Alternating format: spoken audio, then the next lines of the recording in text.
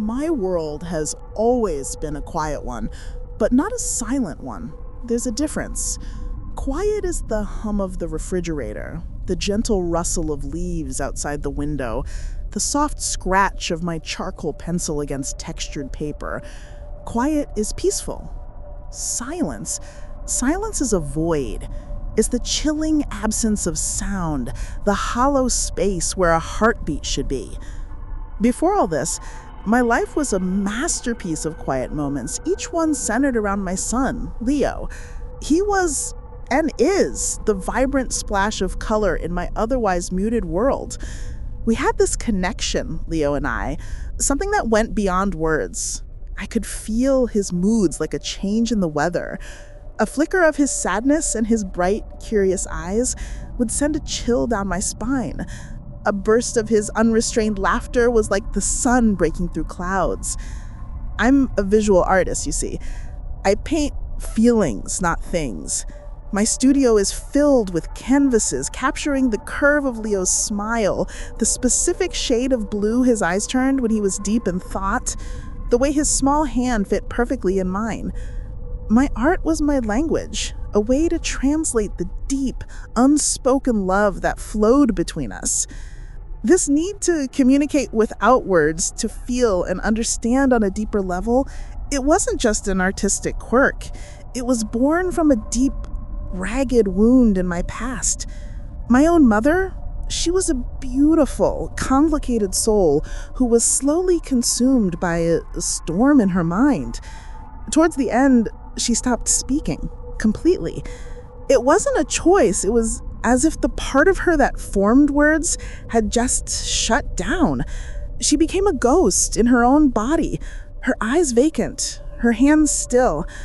I would sit with her for hours, holding her hand, talking to her, showing her my drawings, desperate for any flicker of recognition, any sign that she was still in there.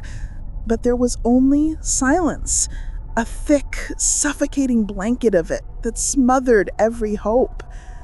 That experience hollowed out a part of me, leaving behind a raw, visceral fear of silence. To me, losing the ability to connect with someone you love isn't just sad. It's a horror story. It's being buried alive. So with Leo, I held onto our bond with a fierce, almost desperate grip. Every word he spoke, every look he gave me, every secret he whispered in my ear was a precious shield against that all-consuming silence I feared so much. That's why the old woman in the park unnerved me so much, even before I knew what she was. It was a week before Leo disappeared. She was sitting on a bench, looking so sweet and frail, like a forgotten porcelain doll. She wore a simple, old-fashioned dress and a single strand of perfect pearls. But her eyes, they were a shocking, piercing blue, and they seemed to see right through me. She smiled as Leo chased a butterfly nearby, a kindly, wrinkled smile. "Such a perfect moment," she'd whispered, her voice thin and reedy. "It's a shame they can't last. They get so messy, don't they? All the noise. The words, it muddles the purity." Her hands, I noticed then, were folded in her lap. They were wrinkled, yes, but they were large, with a strength that seemed completely out of place with the rest of her delicate frame. I'd just give a polite, awkward nod and called Leo over, a strange coldness spreading through my chest. Her words echoed in my mind for days, a discordant note in the quiet symphony of my life. She spoke of purity and perfection, but all I could hear was the terrifying promise of silence. The day it happened was painfully ordinary. It was a warm afternoon, the kind that feels lazy and safe. Golden light slanted through the kitchen window, illuminating the dust motes dancing in the air. I was at the table, sketching, a half-empty mug of tea beside me. Leo was in the backyard, our little patch of green that was his entire kingdom. I could hear his happy chatter as he narrated some grand adventure for his plastic dinosaurs. The sound was a comforting backdrop to my work, the gentle rhythm of my world beating as it should. The yard was fenced in, secure. The back gate, which led to a small, dense thicket of trees, was always latched. I knew this because checking it was part of my morning ritual, a small act of assurance against a world I knew could be unpredictable. I remember looking up from my sketch pad, my eyes finding his small form, a flash of his red t-shirt by the sandbox. I smiled, a familiar warmth spreading through me, and then I looked down again, just for a minute, to capture the curve of a smile I just imagined. That minute was all it took. 1 minute. When I looked up again, the yard was still. The red of his t-shirt was gone. My first thought wasn't panic, but a mild annoyance. He was probably hiding, playing a game. "Leo!" I called out, my voice calm. The only answer was the gentle rustle of leaves in the breeze.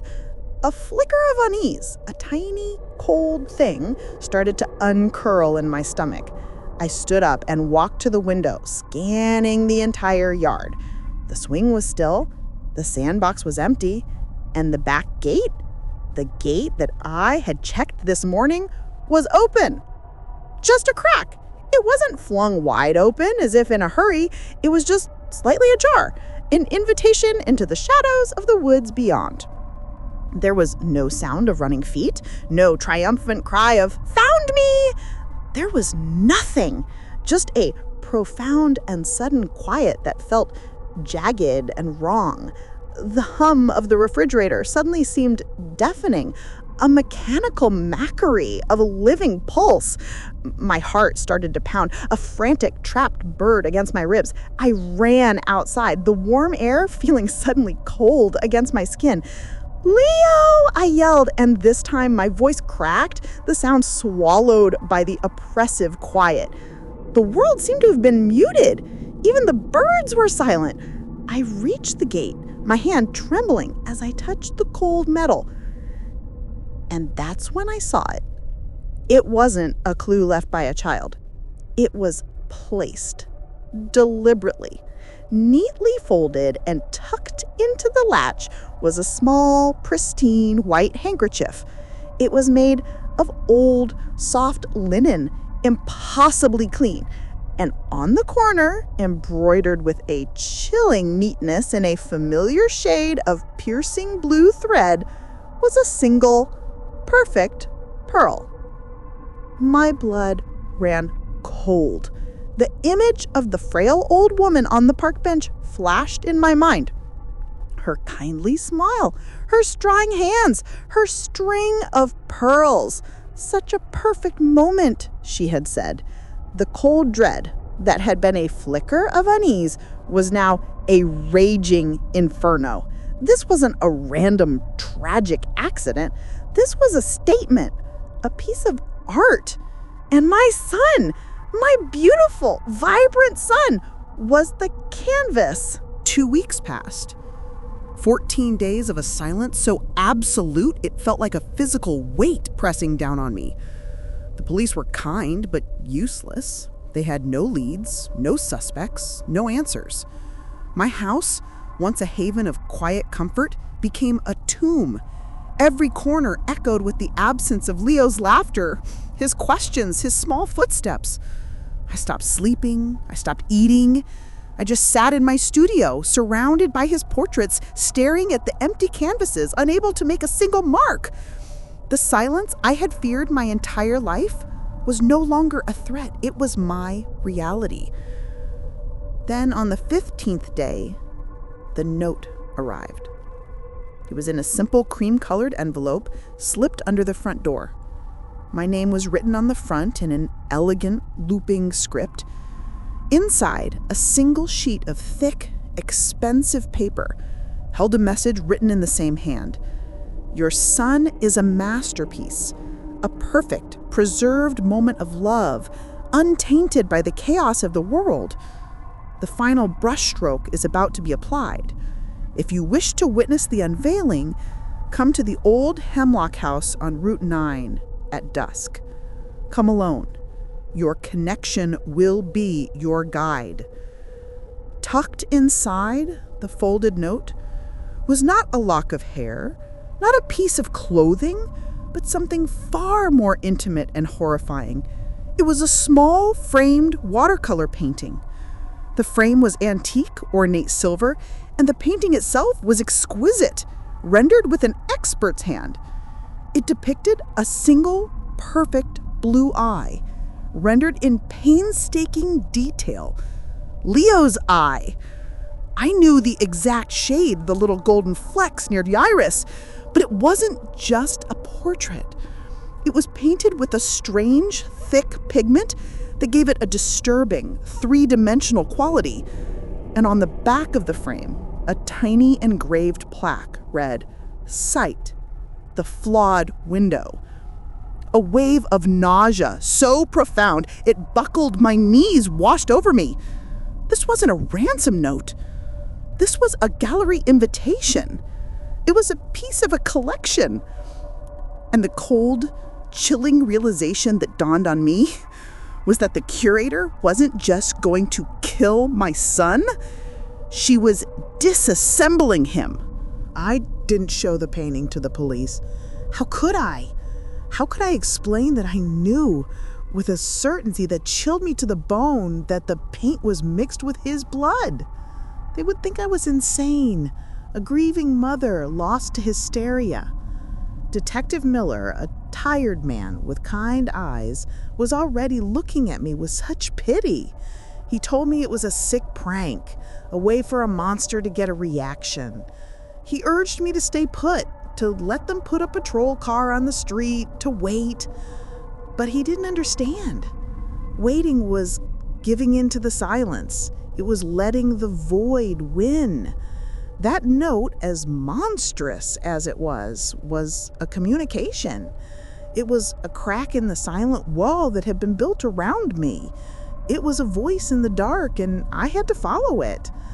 My bond with Leo, the one I had prided myself on, the one that felt almost psychic, that was all I had left. The curator was counting on it, I knew.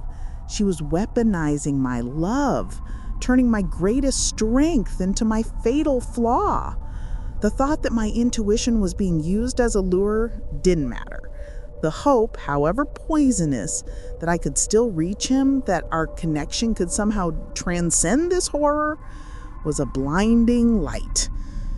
I was so desperate to hear his voice again that I couldn't see the obvious trap closing around me. The stakes were no longer just about finding him alive. They were about my sanity, my identity, the very core of who I was as a mother.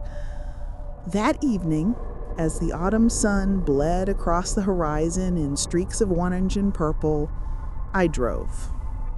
The Hemlock House stood on a hill overlooking the town, a dark silhouette against the dying light. It was a classic Victorian, the kind that looks charming in postcards with a wide porch and intricate gingerbread trim. But as I pulled into the gravel driveway, a sense of profound wrongness settled over me. The windows were dark eyes in a pale face. The air was still and cold, carrying the scent of damp earth and decaying leaves. I walked up the porch steps, each creak of the old wood echoing in the twilight stillness. Before I could knock, the heavy oak door swung open. It was her, the old woman from the park. She stood there, bathed in the warm, welcoming light from the foyer, a kindly smile on her wrinkled face. She wore a simple vintage dress and the same pristine pearl necklace. The house smelled exactly as I would have imagined, lavender and freshly baked cookies. "Sarah," she said, her voice soft and gentle, as if greeting an old friend. "I'm so glad you could make it. You're just in time. We wouldn't want to miss the final moment of purity." Her piercing blue eyes twinkled, but there was no warmth in them. Only the cold, appraising look of an artist studying their work. She gestured for me to come inside, her large, strong hand surprisingly firm on my arm as she guided me over the threshold. The door clicked shut behind me, the sound final and absolute. The lock turned with a heavy metallic thud, and in that moment, I knew I had crossed a line from which there was no return. The quiet of my own home was nothing compared to the deep, waiting silence of this house. It was a living thing, a predator. She led me through a house that was a museum of horrors. The walls were lined not with paintings, but with her art. Framed photographs of smiling children, their faces grotesquely distorted by having their eyes and mouths crudely scratched out. A collection of tiny music boxes, each one pried open and silenced, their delicate inner workings displayed like dissected insects. It was a gallery of severed communication. My heart hammered against my ribs, a frantic drumbeat in the suffocating quiet. She led me to a door at the end of a long hallway. "The viewing room," she whispered, her breath smelling faintly of cinnamon. "The acoustics are perfect down here for the final silence." She opened the door, revealing a steep set of wooden stairs leading down into darkness. She gave me a gentle push, and I stumbled forward, catching myself on the railing. The door slammed shut behind me, and I heard the bolt slide home. A single bare bulb flickered on, casting a sickly yellow light over the scene below. It was a basement, cold and damp, with a dirt floor and stone walls. And in the center of the room, my world ended. Leo was there. He was standing on a small wooden stool, his back to me. He was wearing that same red t-shirt from that day. "Leo!" I breathed, a sob of relief and terror catching in my throat. He didn't turn. He couldn't. As he shifted slightly, I saw the crude, bloody bandages wrapped around his head. Where his ears should have been, they were just stitched, ragged holes. Another set of bandages covered his eyes. A thick rope descended from a beam in the ceiling, a perfectly tied noose hanging inches from his small neck. "No," I whispered, the sound a dry rasp. I lunged for the stairs, but my feet were rooted to the spot, paralyzed by a horror so absolute it stole the air from my lungs. A small speaker crackled to life from a corner of the room, and the curator's calm, reedy voice filled the basement. "A mother's voice," she said thoughtfully. "Such a chaotic instrument, full of messy emotions. I found a way to purify it, to make it perfect." My scream was a raw, primal thing torn from the deepest part of my soul. "Leo! Baby, it's Mommy! Don't look, please, Leo!" I shrieked, my voice echoing off the cold stone walls, but my words were just noise. They couldn't reach him. He couldn't see the terror on my face, couldn't hear the desperation in my voice. The psychic bond we shared, the connection I had built my life around is gone. She had cut it. She had physically severed every wire of communication, leaving only a hollow shell. From the speaker, the curator continued, her tone conversational. "I've been talking to him. Simple, pure commands. He's such an obedient child, so eager to please. Now, he only hears what is perfect." I watched in unimaginable agony as Leo, my sweet boy, began to rock gently on the stool, a simple, tuneless melody, a sound of contentment. He didn't know I was there. He didn't know he was in danger. He was lost in a silent world she had created for him. "Leo, my love, please listen to my heart. Feel me. I'm here," I begged, sobbing, tied at my own throat as if I could tear the feelings out and send them to him. The curator's voice came again, cold and final. "Now for the last brushstroke. A perfect final silence. Take a step forward, my dear." As if in a trance, Leo's small foot lifted. He obediently stepped forward off the edge of the stool. The rope snapped taut. There was a sickening crack that echoed in the sudden absolute silence. His small body dangled, swaying gently, and through the speaker I heard the curator give a soft, satisfied sigh. The last thing I saw before the darkness consumed me was my son. My art, my entire world had hanging still and silent, a finished masterpiece in a gallery of horrors. The screaming eventually brought them. A neighbor, finally noticing the strange car, the open door, the sounds from a house long thought empty. The flashing lights of the police cars were a distant, meaningless pulse in a world that had lost all color, all sound, all meaning. They found her upstairs, sitting in a rocking chair, humming quietly to herself as she sipped a cup of tea, the string of pearls glowing at her throat. They said she didn't resist. She simply smiled her kindly, wrinkled smile and told them her collection was now complete. They found me in the basement, alive but not there. I was huddled in the corner, my hands covering my own ears, my eyes squeezed shut, rocking back and forth in the dirt. I haven't spoken a word since. The part of me that formed words, the part that connected to the world, was severed as surely as if she had taken a knife to it herself. I now live in a world of silence. The quiet I once cherished has become the void I always feared. They have me in a clean, white room with a window that looks out onto a garden. The doctors are kind. They talk to me, try to show me pictures, play me music, but it's all just noise from a world I no longer belong to. My art is gone. My love is a ghost. I have become my mother, a silent portrait of grief, a living embodiment of a connection that was stolen. The silence is no longer an absence of sound, it is a presence. It is the last, perfect, eternal brushstroke of the curator's masterpiece. And I am her art, preserved forever in the agony of what I can no longer say.